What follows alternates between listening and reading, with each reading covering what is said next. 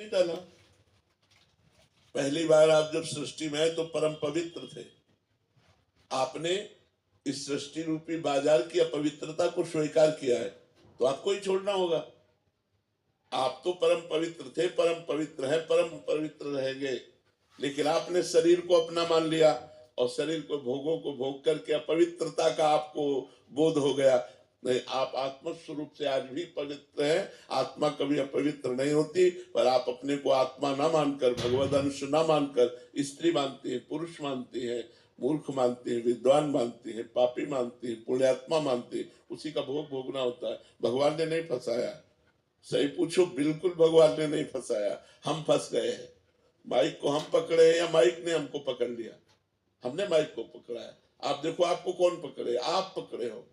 ये मेरी माँ, ये मेरे पिता, ये मेरे भाई, ये मेरे मित्र, आपने किया है। इसमें भगवान ने क्या किया है?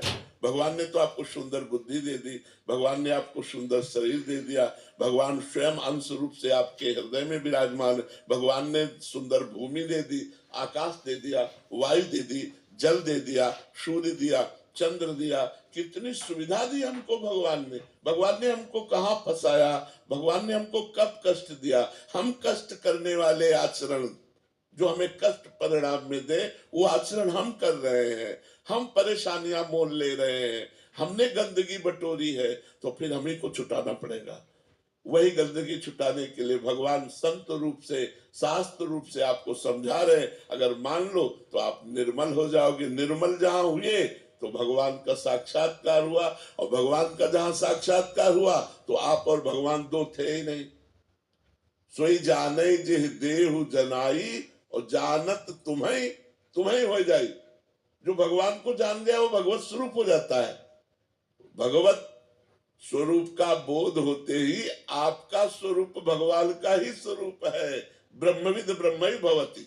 तो कहा फंसे? कहा आपने फंसे। आपने पकड़ रखा है। आप छोड़ दो, आज मुक्त हो आप। वही तो हम समझाने के लिए बैठे। पहले गलत आचरण छोड़ो, अच्छे आचरणों में आओ, फिर अच्छे आचरणों को भगवान को समर्पित कर दो, तो उससे कर्ता भाव हटेगा।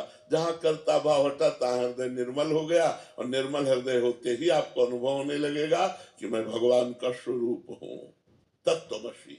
मैं वही तत्व हूँ, कोई और नहीं।